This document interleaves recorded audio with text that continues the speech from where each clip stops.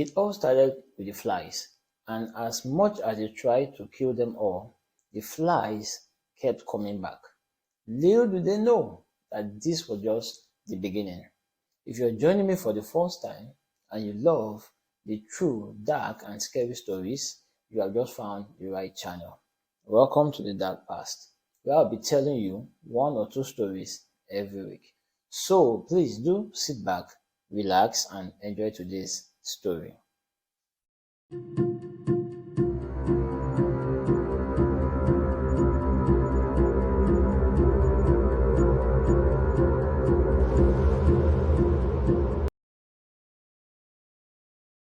In November 2011, Latoya Ammons, her mother Rosa Campbell, and her three children, ages 7, 9, and 12, names withheld, moved into a rental house on Carolina Street in Gary, Indiana, a quiet lane lined with small one-story homes. Not long after moving in, they noticed big black flies swarming their screened-in porch, which was so odd because this was in the month of December, which is a winter season. One day, shortly after midnight, Rosa Campbell and Latoya Ammons heard the steady clump of footsteps climbing the basement stairs and the creak of the door opening between the basement and the kitchen, and when they went to look, there was no one there.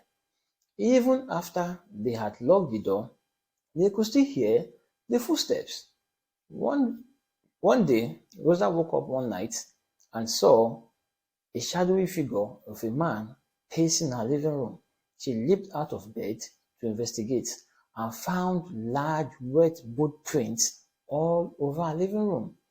Then it all got worse because whatever it was now decided to focus on the children. On March 10, 2012, the family's unease turned into fear. It was around 2 a.m.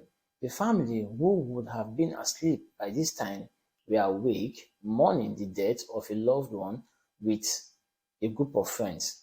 Latoya, who was in her mother's bedroom, startled everyone by screaming, "Mama, Mama, Mama!"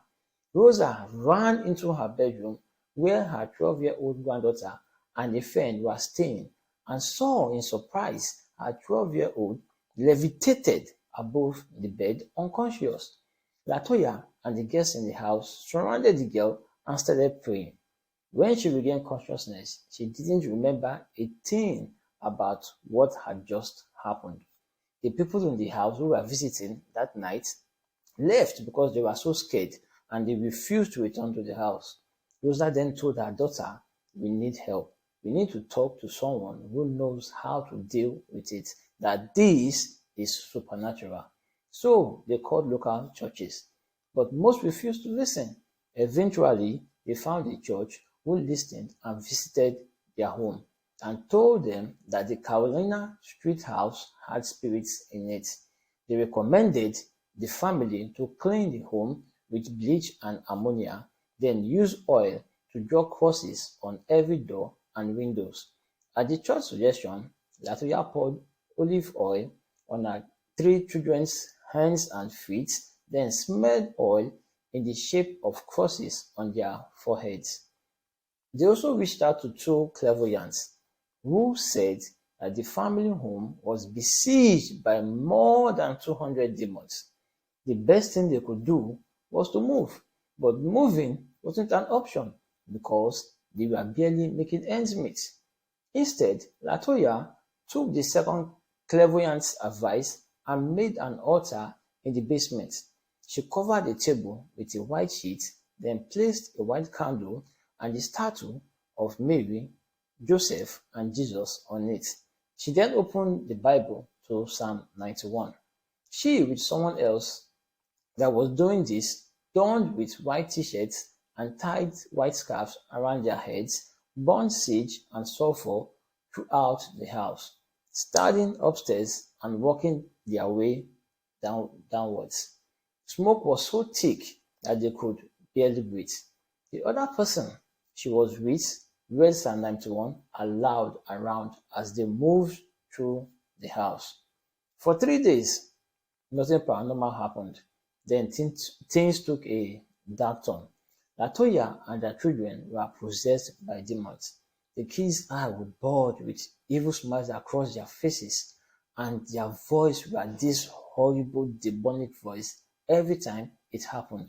Rosa claimed demons didn't affect her because she was born with protection from evil. She said she and others like her have a guardian who protects them. Latoya, when possessed, felt very weak, light-headed, and warm. Her body shook, and she said she felt out of control. According to her, she said, "You can tell it's different, something supernatural." The youngest boy, who was 7 at that time, would sit in the closet talking to a boy that no one else could see. The other boy was describing what it felt like to be killed. One day, Rosa witnessed the 7-year-old flying out of the bathroom as if he has been thrown. Another day, a headboard once smacked into Latoya's daughter, causing a wound that needed stitches. Sometimes, the 12-year-old will be pinned to the bed, choking, not being able to move or speak.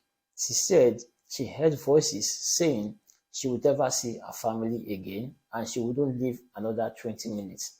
Some nights were so bad that the family would have to sleep in hotels. April 19, 2012, the family had to go see their physician, Dr. Geoffrey Onyeku, and told him all that had been going on in their house, hoping he would understand. The doctor, who was invited into the house, said this is bizarre. In all his 20 years of practicing, he has never heard anything like this and was also scared when he walked into the room.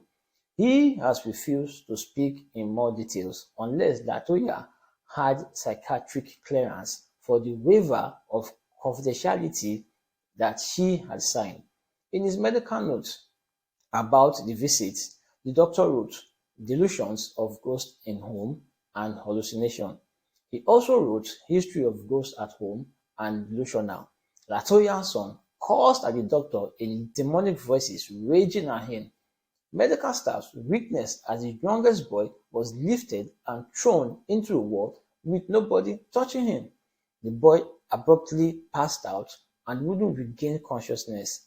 They were unable to resuscitate him. Then someone from the doctor's office called 911 and 7 to 8 police officers and multiple ambulances showed up. The boys were rushed to the hospital. When Latoya tried to anoint her sons in olive oil again, the hospital personnel laughed at her. She then turned to prayers instead because she felt she couldn't talk with any of them because they wouldn't understand. When her 9-year-old awoke, he had returned to normal, but the younger boy woke up screaming and thrashing hard enough that it required 5 men to hold him down. As all this was going on, someone called DCS and asked the agency to investigate Latoya for possible child abuse or neglect.